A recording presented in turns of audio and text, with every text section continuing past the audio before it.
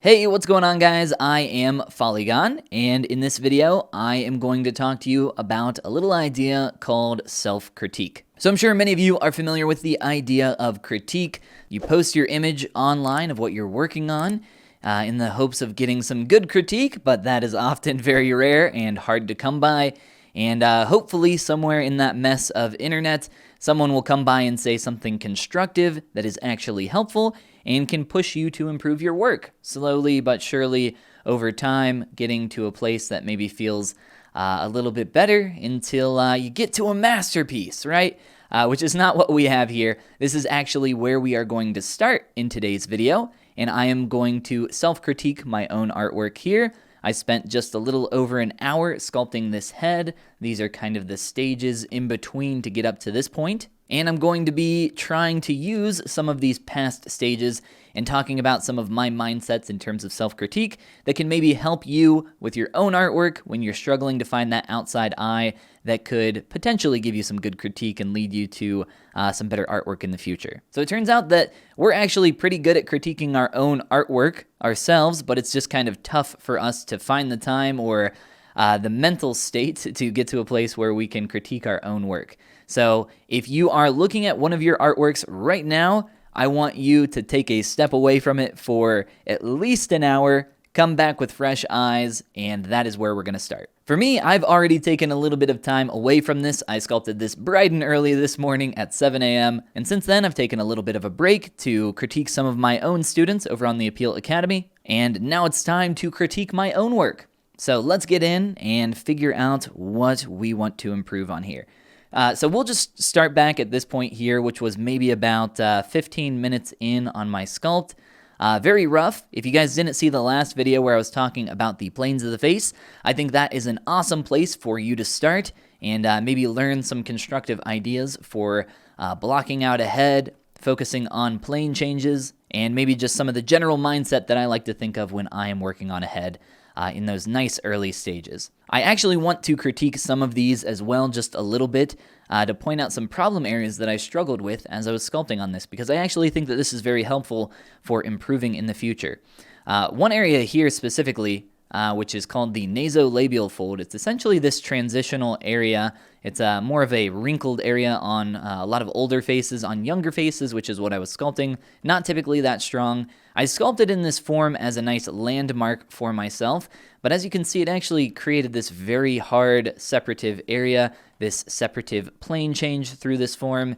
And this ended up sticking through my sculpture actually much too long, and it's even a little bit in here. I actually just softened it out before we started recording, but a very frustrating area, not something that I should have put in my sculpture. I wanted to keep this a lot more gentle.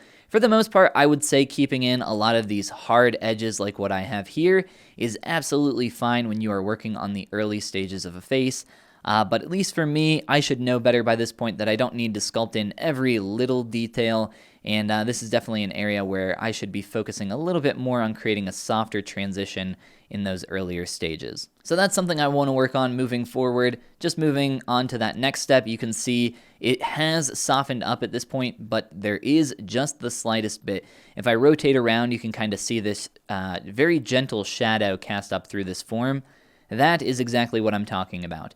The difference here between these states is, really not a big change. I'm just kind of refining what I already have on my canvas.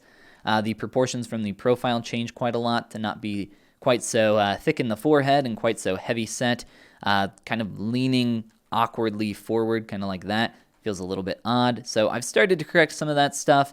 In terms of what I could do to improve on this part of my sculpture, I really want to start nailing down the proportions and shape of my skull a little bit better in the beginning. I have really struggled with proportions, at least for this upper third of the head for a while, and it's something that I tend to make just a little bit too large and something that I'm trying to work on and focus on myself as I continue forward. Next step is combining down some different areas like the eyelids to attempt to merge those into the face. All the plane changes that we had previously are actually still present in this sculpt. I've just softened a lot of those. I've combined and blended things, and really other than that, the face hasn't changed all that much. I did add in a little bit of a basic body down here, but it's pretty simple, and we're just going to continue focusing in on the face for now at least. So we're just going to step ahead to the point where I am right now and talk about some of the changes that I've made and what I want to kind of retain back from those early stages. A lot of the time when I'm in these early stages of a sculpture, I will run into what Bob Ross likes to call some happy accidents. For example, I was really liking the downturned eyelid order that I was getting here way early on in the beginning with this plane block out, just kind of shifting that line down. And over time, I started to remove that. And that is something that I want to start to get back in here to my sculpture. I also started to narrow in my face and kind of wedge it down quite a bit stronger than I think is necessary. It feels like it kind of narrows out just a little bit too much. The reason for that, I think, I'm going to guess, is that this was feeling very blocky to me, just taking a look at that jawline. I went back through and probably softened a lot of this form, and when I did that, it probably reduced a lot of that volume. So I think that that is something that I want to work on moving forward. Potentially adjust some of the shapes around that nose, specifically around the bridge of the nose. There is something that is bothering me there. You know what? I actually think I know what the issue is. Looking at this transition for the front plane of the face, again, those plane changes are absolutely still in there. I can mark it up on the surface if you guys want to see where that is happening. So front plane of the face, side plane of the face. I don't actually think it's a problem with the bridge of the nose. I think that this area for that front plane is much too thick, and that is something that I want to experiment with moving forward. I want to adjust that eyelid kind of corner order for this inner corner to be maybe a little bit higher, potentially play with the expression here for the eyes a little bit as well. And I think there are quite a few changes that I want to make with the mouth. Mouths and eyes are extremely, extremely difficult. They are the most expressive part of your character's face, and because of that, they are also the most difficult. Just the slightest tweak or change that you make to your character's mouth or your character's eyes can make a world of difference, especially when you're just looking at the brow shape. Just lowering that slightly or raising up the brows can make the expression feel completely different. Just the tiniest of nudges makes just a massive difference. And because of that, it makes sculpting these areas of the face very difficult to do well. So I want to play with the expression of my eyes, play with the form of my mouth, and try to make an expression that feels a little bit more unique, a little more distinct, while also working on those other areas that I've mentioned.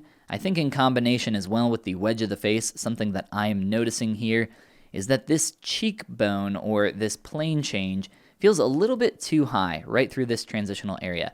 I think lowering that and widening out the bottom here for the face is probably going to help me get this face into a rounder state, which is the direction I was kind of originally heading in, but I've kind of diverted away from that, so to speak. So those are kind of some of my general ideas. These things, as I've already mentioned, become a lot more obvious if you take a step away for a little bit, whether that be an hour or an entire day or a week. Sometimes just taking a step away from a project and coming back to it with fresh perspective is all you need to be able to see all of your nasty mistakes in there. And this is an iterative process. This is not something that I typically will stop and do during these very early stages, but it is something that once I'm getting more towards a finished state on a sculpture, I will take the time to take a break, come back, and start to do some self-critique. Early on, it's something that I'm kind of doing while I am sculpting, but eventually you're going to get to a point where you've looked at something for so long that it's very difficult for you to notice exactly where your mistakes are. So that's why refreshing your eyes and coming back with some new perspective and attempting some self-critique like what I've just done here can be very helpful. Now I'm going to actually apply that critique. I really don't know how it's going to go because I haven't done it yet, so I'm going to do some of this really quick, and we'll see how it goes.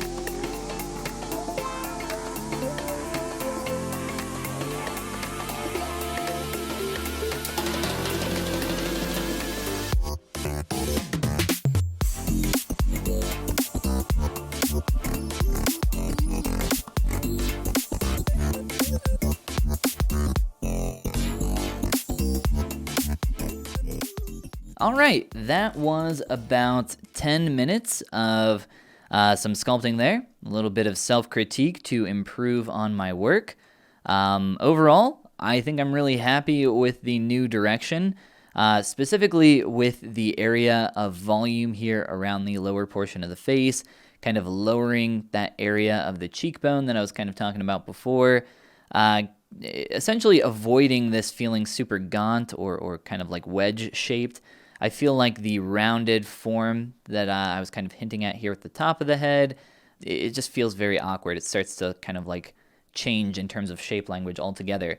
Now it's starting to feel very cohesive. I'm really liking the new direction. Of course, if I take another little break here and come back and look at this further, there's going to be a lot more sticking out.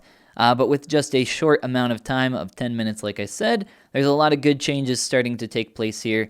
I'm already seeing little things here and there that I want to tweak and start working on to push further. But in terms of self-critiquing, I think that is a really good amount of time to just kind of illustrate how we can utilize some of these principles. I did add a little bit of asymmetry to the mouth and eyes just to help make the character feel more expressive. I definitely had this very kind of surprised or maybe even worried-like expression here. I started to head into, as you noticed, maybe a little bit of an angry expression, something maybe a little bit more quizzical, but I completely turned that back around. I was noticing that was heading in the wrong direction. So I brought that back. I got that corner of the eye kind of offset there a lot more, which really helps this expression feel a lot more strong. The expression kind of reminds me of the little girl in that I think it's Charlie Bit My Finger. I can't remember off the top of my head. I'll post a picture of her up on screen. But that is how I like to utilize self-critique in my own work, even if it's just for something like a quick set of 10-minute revisions. I think that there's a big jump just in terms of the feel for this face just between these 2 points in such a short amount of time. It's one of the reasons faces are so difficult. Just the smallest change here and there can make for a huge difference. That's why it's important to slow it down, take your time occasionally, and just reassess what you're kind of going for overall. So that's how I utilize self-critique in my own work. I hope that the video has been helpful for some of you out there. If you guys enjoyed this video, maybe click the like button down below, click subscribe if you are new around here.